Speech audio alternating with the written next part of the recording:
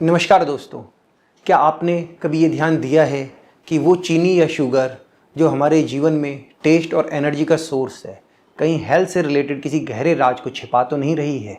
आज हम जानेंगे कि क्या वास्तव में शुगर की वजह से कैंसर होता है, क्या कैंसर के सेल्स शुगर की वजह से ज़्यादा स्पीड से बढ़ते हैं, क्या सामने दिखाई जो दे रही है चीनी का सोर्स वही है या किसी और फॉर्म में भी बिना जाने हम एक्सेस शुगर ले रहे हैं, कौन सी शुगर हेल्दी है और कौन सी नहीं है। डेली चीनी को हम अलग अलग फॉर्म्स में लेते हैं। सिंपल शुगर्स जैसे कि ग्लूकोज जो ग्लूकोन डी में होता है और फ्रुक्टोज जो फ्रूट्स में होते हैं। कॉम्प्लेक्स शुगर जैसे कि एडिड शुगर, टेबल शुगर या सुक्रोज। सिंपल शुगर के मॉलिक्यूल्स आपस में जुड़कर कॉम्प्लेक्स शुगर बनाते हैं। एक ग्लूकोज और एक फ्रुक्टोज मिलकर टेबल शुगर सुक्रोज बनाते हैं। जब छोटे छोटे सिंपल शुगर के मॉलिक्यूल्स आपस में जुड़ जाते हैं तो कॉम्प्लेक्स कार्बोहाइड्रेट्स बनाते हैं जिन्हें हम रोटी या चावल की फॉर्म में खाते हैं। जैसे जैसे शुगर के छोटे मॉलिक्यूल्स जुड़कर बड़े पॉलीसैकेराइड बनते हैं वैसे वैसे उसका मीठा टेस्ट कम होता जाता है। तो मतलब जो हम खाना खा रहे हैं अगर वो मीठा नहीं है तो भी बॉडी के अंदर शुगर जा सकती है। हमारे शरीर के अंदर ये कॉम्प्लेक्स कार्बोहाइड्रेट ब्रेक डाउन होकर ग्लूकोज में तब्दील हो जाते हैं। शरीर के अंदर बहुत सारे सेल्स हैं, डिफरेंट टाइप के फंक्शंस करते हैं, लेकिन हर सेल्स में एक कॉमन चीज़ है कि उसे एनर्जी की आवश्यकता होती है और ये एनर्जी जिस मॉलिक्यूल से बनती है उसे एटीपी कहते हैं। ये एटीपी प्राइमरली ग्लूकोज से ही मिलता है जो ग्लाइकोलिसिस प्रोसेस से बनता है। एक बार अगर हम ये भी मान लें कि हम अपने खाने से शुगर या कार्बोहाइड्रेट के सोर्सेज को बिल्कुल ही ख़त्म कर दे तो भी शरीर ग्लूकोज को जरूर बनाएगी और ये ग्लूकोज बनता है फैट और प्रोटीन के ब्रेकडाउन को, जिसको ग्लूकोनियोजेनेसिस कहते हैं। तो बात बिल्कुल सिंपल सी है कि शरीर के हर सेल को सर्वाइव करने के लिए ग्लूकोज की आवश्यकता होती है, तो इसलिए शुगर को दुश्मन तो नहीं माना जा सकता है। कैंसर सेल्स बॉडी की नॉर्मल सेल से ज़्यादा स्पीड से ग्रो करती हैं, उन्हें ज़्यादा एनर्जी की आवश्यकता होती है और इसीलिए वो ग्लूकोज भी ज़्यादा यूज़ करती है। इस वजह से बहुत से लोगों के मन में ये धारणा बैठती है कि शुगर खाने से कैंसर होता है और शुगर खाने से कैंसर की स्प्रेड ज़्यादा होती है। इस शुगर फीड हाइपोथेसिस को प्रूव करने के लिए बहुत सी स्टडीज़ की गई हैं, लेकिन किसी ने भी ये कंक्लूसिवली प्रूव नहीं किया है कि शुगर की वजह से कैंसर होता है। इसके विपरीत बहुत सी ऐसी स्टडीज़ हैं जो ये प्रूव करती हैं कि शुगर से डायरेक्टली कैंसर नहीं होता है। किसी न किसी फॉर्म में हमारे देश के अंदर मिठाइयाँ काफ़ी कॉमनली एंजॉय की जाती है और हमारे रूटीन डाइट का हिस्सा है। इसके विपरीत मीठे को डायरेक्टली वेस्टर्न कंट्रीज़ में कम मात्रा में खाया जाता है।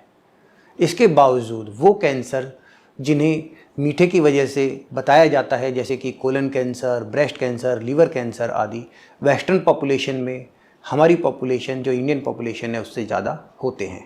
समय के साथ साथ मीठे का डायरेक्टली खाने का चलन कम हो रहा है, लेकिन उसके बावजूद भी ब्रेस्ट कैंसर जैसे कैंसर का इंसिडेंस तो बढ़ रहा है। तो क्या मीठे को डायरेक्टली कैंसर के लिए रेस्पॉन्सिबल बताया जा सकता है? पॉपुलेशन बेस्ड स्टडीज़ जो हैं वो भी यही प्रूव करती हैं कि वो कंट्रीज़ या वो सोसाइटीज़ जिनमें ज़्यादा मीठा खाया जाता है ज़रूरी नहीं है उनके अंदर कैंसर का इंसिडेंस ज़्यादा हो। जापान के अंदर एक 15 साल लंबी अवधि की स्टडी की गई थी जिससे ये प्रूव होता है कि शुगर डायरेक्टली कोलन कैंसर के लिए रेस्पॉन्सिबल नहीं है। तो मतलब ग्लूकोज या शुगर बॉडी के लिए एनर्जी करेंसी तो है, लेकिन ये प्रूवन नहीं है कि शुगर डायरेक्टली कैंसर का कॉज है। दोस्तों, अति हर चीज़ की बुरी होती है।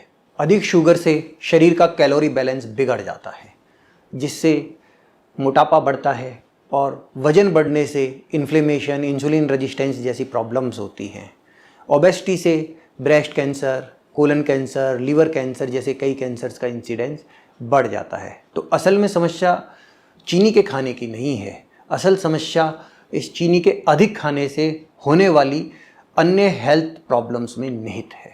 एक उदाहरण के द्वारा आपको समझाते हैं कि एक तरफ एक खाना है जिसके अंदर 2 चपाती हैं, दाल है, लस्सी है और 100 ग्राम मीठा है, और दूसरी तरफ एक खाना है जिसके अंदर एक मीडियम साइज़ पिज़्ज़ा है और एक सॉफ्ट ड्रिंक का कैन है। आप लोग ही बताइए किसके अंदर ज़्यादा कैलोरीज हैं। कुछ लोग कैंसर कंट्रोल के लिए फास्टिंग को भी प्रमोट करते हैं, पर बिना किसी वेट कंट्रोल के, बिना बैलेंस डाइट के और बिना रेगुलर एक्सरसाइज के अकेले फास्टिंग का कैंसर कंट्रोल में कोई भी रोल नहीं है। तो निष्कर्ष क्या निकल कर आता है?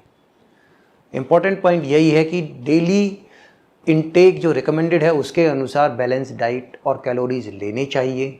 High glycemic food, processed food की जगह हाई फाइबर वाले फूड, वेजिटेबल्स और फ्रूट्स को अपनी डाइट में प्रेफरेंस देनी चाहिए। नेचुरल शुगर्स वो शुगर्स हैं जो फ्रूट्स में, ड्राई फ्रूट्स में, मिल्क में या कुछ प्लांट्स के अंदर होती है। एडिड शुगर्स वो शुगर्स हैं जो मैन मेड, रिफाइंड और प्रोसेस्ड शुगर्स हैं, जो बहुत बार तो बिना जाने ही हमारे खाने के अंदर आ जाती हैं। जो चीनी हम चाय के कप में डालते हैं, उसके अलावा भी शुगर के बहुत सारे सोर्सेज हैं, जैसे कि हाई एनर्जी, लो न्यूट्रिशन वाली drinks, soft drinks, sports drinks, fruit drinks, cakes, ice creams, desserts, breakfast cereals, candies, chocolates, ये सब एक्सेस शुगर का काफ़ी कॉमन सोर्सेज है। और इन सभी फूड प्रोडक्ट्स को हम उनके ऊपर लगे हुए एनर्जी लेवल को पढ़े बिना ही खा लेते हैं।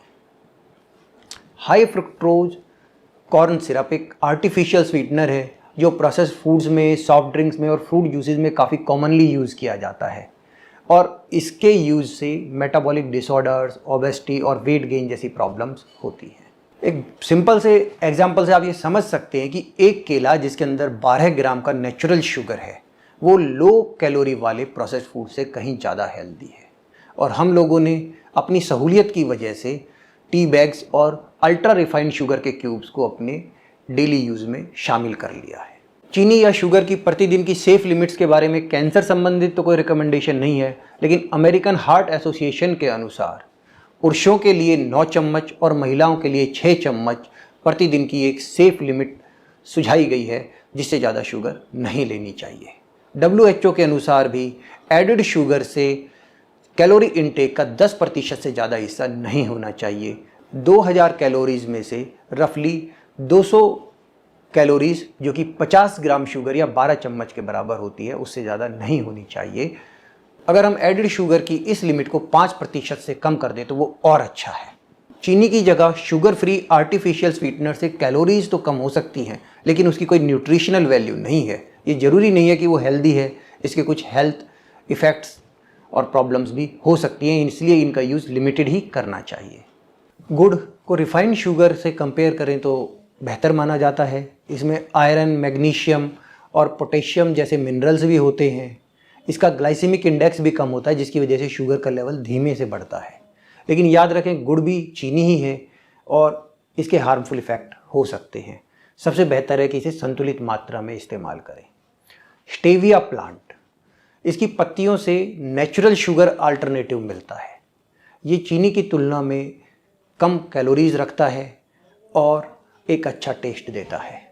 शुद्ध स्टेविया प्रोडक्ट को FDA ने अप्रूव किया है और कच्चे स्टेविया की पत्तियों को या कम शुद्धता वाले इसके एक्सट्रैक्ट्स को अप्रूवल नहीं मिला है। एल्यूलोज शुगर का एक ऐसा अल्टरनेटिव है जो लगभग शुगर के जैसा ही टेस्ट देता है। नेचुरल रूप से ये अंजीर में, डेट्स में या गेहूं के अंदर कुछ मात्रा में पाया जाता है। इसे कमर्शियल यूज़ के लिए भी फ्रूट में मिलने वाले फ्रुक्टोज और कुछ एंजाइम्स के हेल्प से तैयार किया जाता है। शुगर को कंट्रोल करने में ये हेल्प करता है, लेकिन अधिक मात्रा में इस्तेमाल करने से डाइजेशन में कुछ प्रॉब्लम्स जैसे फ्लैटुलेंस हो सकता है। इन सभी नेचुरल और आर्टिफिशियल शुगर्स के बारे में जानने के साथ ही सबसे इम्पॉर्टेंट चीज़ ये है कि WHO ने ये वार्निंग है कि इन प्रोडक्ट्स को वेट लॉस के लिए यूज़ नहीं करना चाहिए। कैलोरी की इनटेक को लिमिट्स करने के लिए या जो डायबिटिक पेशेंट्स हैं उस केसेस के अंदर इनका इस्तेमाल किया जा सकता है। तो आप लोग गैस करके बताइए कि शुगर का सबसे बेस्ट अल्टरनेटिव क्या है। सीजनल फ्रेश फ्रूट्स, मंडी जाओ, थोड़ी मेहनत करो और वहाँ से सीज़न वाले फ्रेश फ्रूट्स लेके आओ। उससे चीनी और शुगर भी मिलेगी, साथ में न्यूट्रिशन और फाइबर्स भी मिलेंगे। इसी तरह अंजीर, डेट्स और किशमिश के अंदर भी नेचुरल शुगर और न्यूट्रिशन होता है। लेकिन इम्पॉर्टेंट बात यह कि शुगर शुगर होती है, चाहे वो नेचुरल हो चाहे वो एडिड हो, उसका एक संतुलित मात्रा में ही सेवन करना चाहिए। अधिक शुगर खाने से हेल्थ का भी मीठा हिसाब किताब हो सकता है, इसलिए समझदारी से ही यूज़ करना चाहिए। तो इस वीडियो से हमने समझा कि शुगर या चीनी अपने आप में डायरेक्टली कैंसर का कारण नहीं है। अधिक चीनी खाने से, अधिक कैलोरी और शुगर इंटेक से मोटापा बढ़ता है, जिसकी वजह से कैंसर का रिस्क बढ़ता है और इनके अंदर colon cancer, breast cancer, liver cancer, digestive organ के कैंसर जैसे कैंसर शामिल है। तो लिमिटेड और बैलेंस्ड मात्रा के अंदर चीनी का खाना सुरक्षित है।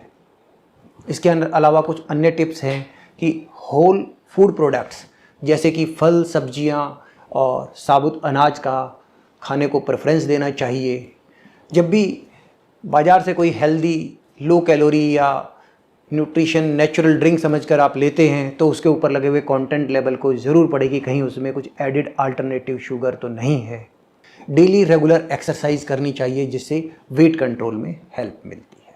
अति हर चीज़ की बुरी होती है, इसलिए अधिक शुगर खाने से मोटापा बढ़ता है और ओबेसिटी अपने आप में कैंसर के लिए एक रिस्क फैक्टर है। तो इसलिए लिमिटेड अमाउंट के अंदर शुगर सुरक्षित लिया जा सकता है।